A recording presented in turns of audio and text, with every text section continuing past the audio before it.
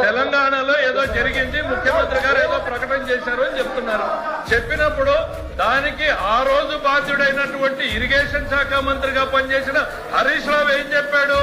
మేం స్టే తీసుకొచ్చాము దీని మీద అని. దద్దమ్మ ప్రభుత్వం ఆ రోజు ఆంధ్రప్రదేశ్ లో ఉంది అనేటువంటిది ఈ రోజు శాసనసభ సాక్షిగా వెల్లడైంది. ఆ రోజు రాజ్యం చేస్తున్నది ఎవరు? వైఎస్ఆర్సీపీ అధినాయకుడు అని చెప్పబడుతున్నటువంటి జగన్మోహన్ రెడ్డి గారి దద్దమ్మ ప్రభుత్వం ఆంధ్రప్రదేశ్ రాష్ట్ర ప్రయోజనాన్ని తాకట్టు పెడితే చేత కాకుండా కోర్టుకు పోయి అఫిడవిట్ చేసినటువంటి వ్యక్తులు మీరు ఈ రోజు మా గురించి మాట్లాడతారా? రాయలసీమ మిత్రుల పోత పథకాన్ని మళ్ళీ ఎప్పుడులో కూడా ప్రారంభించి ఎప్పుడులో పూర్తి చేస్తారు. దయచేసి మీరు సమాధానం చెప్పండి, లేకపోతే సమాధానం పంపించండి.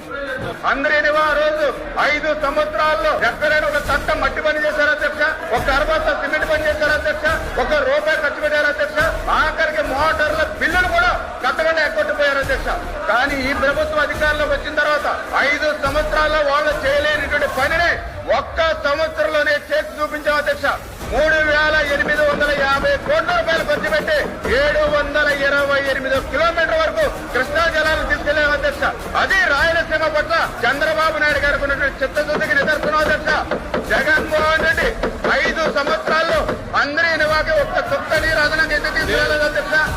రాయలసీమ బిడ్డ అని చెప్పుకోవడం కాదు అధ్యక్ష. రాయలసీమలో ఇరిగేషన్ ప్రాజెక్టుల మీద మాట్లాడే నైతిక హక్కు వైసీపీకి ఉంది. అసలు వాళ్ళు మాట్లాడలేదు అధ్యక్ష.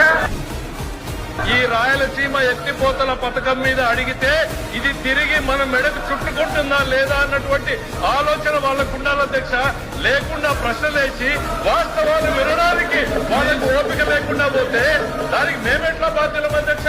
ప్రశ్నేసే ముందు ఆలోచించుకోవాలి. ఇందులో దోషులు ఎవరు, తప్పు చేసింది ఎవరు, సభ సాక్షిగా నిజాలు వెలుగులోకి వస్తే ఎవరు ఇబ్బంది పడతారని వాళ్ళకి వాళ్ళ నాయకుడి మీద ఏ రకమైనటువంటి చిత్తశుద్ధి ఉందో ఇవాళ అర్థమైంది అధ్యక్ష. సభ సాక్షిగా జగన్మోహన్ రెడ్డి గారు రాయలసీమకి ఏమీ చేయలేదు అని ఈరోజు వైఎస్ఆర్సీపీ నిరూపించింది అధ్యక్ష. చెప్పిన దాన్ని నేను పూర్తిగా ఎక్కిపిస్తాను.